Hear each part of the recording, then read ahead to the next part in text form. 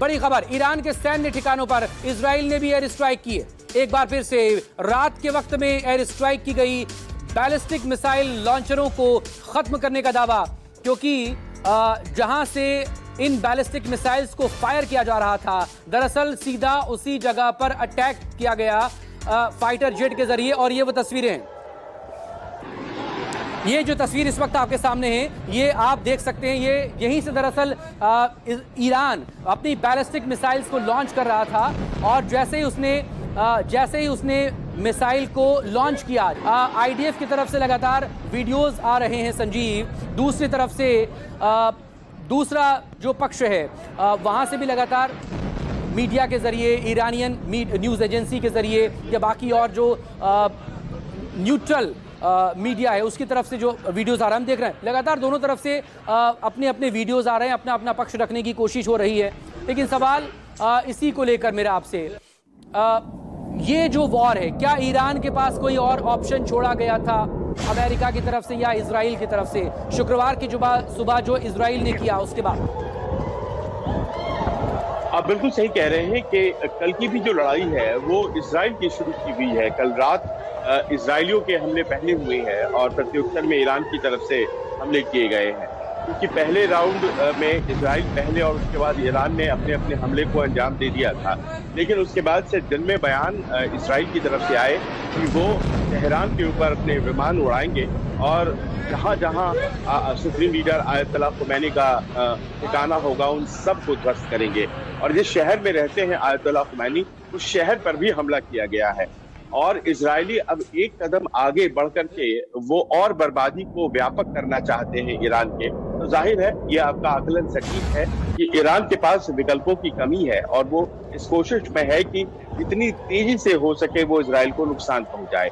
Israel के साथ सबसे बड़ी बात यह है कि उसके साथ पश्चिमी ताकतों का समर्थन है, और इजराइल ने एक ऐसा पॉइंट सामने रखा है मकसूद, जिसे सुन करके किसी भी पश्चिमी देश को इजराइल को समर्थन देने में बहुत ज्यादा मुश्किल नहीं होगा।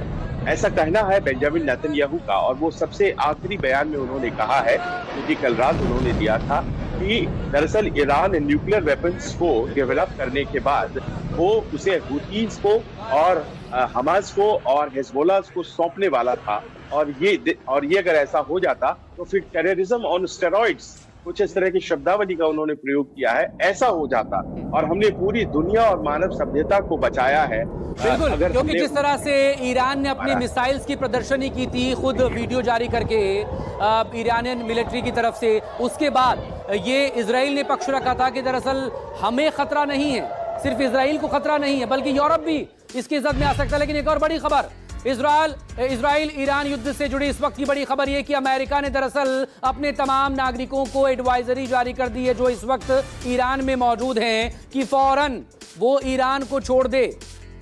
तो क्या अमेरिका की तरफ से अगर ये एडवाइजरी आ रही है, इजराइल की तरफ से और ज्यादा बड़ा अटैक हो सकता है ईरान को टारगेट करते हुए, ईरान के अलग अलग शहरों को टारगेट करते हुए, जो कि बीती रात हमने देखा भी। अब तेहरान से आगे बढ़कर लड़ाई दरअसल और दूसरे इलाकों में भी पहुंच रही है। फाइटर जेट से निशाना बना रहे हैं इजराइल के ईरान के बाकी और शहरों को भी, रिहायशी इलाकों को भी। और ऐसे में अमेरिकन सिविलियंस के लिए वहां की सरकार की तरफ से ये एडवाइजरी। संजीव जरा इस पर रिस्पॉन्ड कीजिएगा प्लीज। और सवाल इसको लेकर भी कि जो वियतनाम की तरफ एक वॉरशिप अमेरिका का जा रहा था उसे होल्ड कर दिया है अमेरिका ने, क्या वो मिडिल ईस्ट की तरफ से पैसिफिक ओशियन में उतारा जा सकता है? संजीव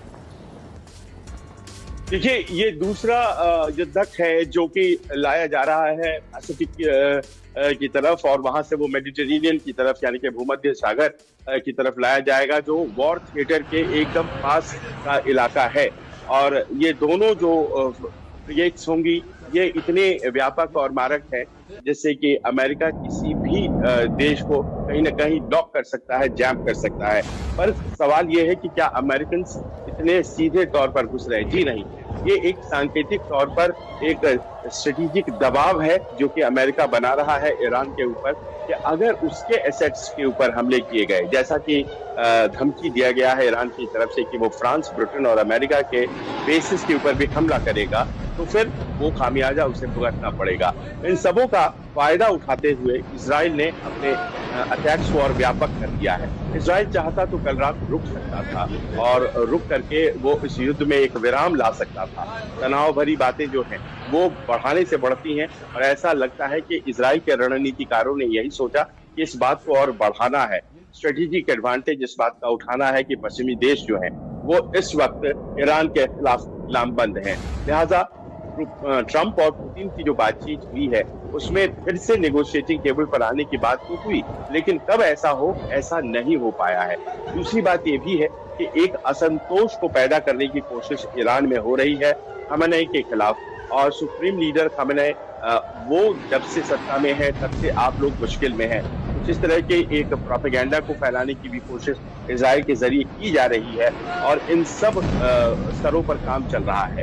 कहना पड़ेगा कि इजराइल बहुत ही लंबे समय से इस तरह की युद्ध की तैयारी कर रहा था और उसके असर आपको अब दिखाई पड़ रहे हैं। लेकिन जिस तरह से अब जानकारियां निकलकर सामने आ रही है संजीव, जो रिपोर्ट्स कह रही हैं कि कैसे न सिर्फ मीडियम रेंज की बैलिस्टिक मिसाइल्स को ईरान की तरफ से लॉन्च किया गया जिसका नाम एमाद है, बल्कि उसने ARBMs भी लॉन्च की है। उसने एक हाइपरसोनिक जो कि कैपेबल बैलिस्टिक मिसाइल है खैबर के नाम से, उसे भी लॉन्च किया है। और शायद ये तेल अवीव से हटकर इस बार हाइफा को जो टारगेट किया गया है उसमें किसी एक हाइपरसोनिक मिसाइल का इस्तेमाल हुआ है। संजीव जी हाँ, ये बात है कि हाइफा पर इतना बड़ा जो हमला किया गया है तो अपनी पूरी ताकत ईरान ने लगाई है और तेल अवीव पर हमलों का कुछ खास असर नहीं होता देख उन्होंने अपना ध्यान जो है वो हटाया है।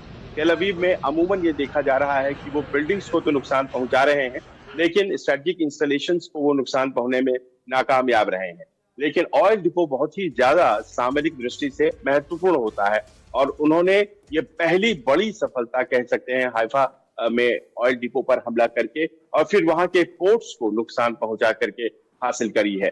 ये बड़ी बात है, इजराइल को इसका नुकसान सहना पड़ा है और इजराइल के लिए ये पिंच करने वाली बात है क्योंकि उसके ऑयल डिपो का एक बहुत बड़ा भूभाग जो है वो हाइफा में केंद्रित था। लिहाजा ईरान ने अपने आप को थोड़ा सा घुमाते हुए अपनी स्ट्रैटेजी में बदलाव लाते हुए अब उन शहरों और उन इलाकों पर हमला करना शुरू कर दिया है जहां शायद सुरक्षा व्यवस्था तेल अवीव की जैसी नहीं है, लेकिन साथ ही साथ एक डिस्टेंस का मसला है। और एक और बड़ी खबर संजीव, हम चूंकि तेल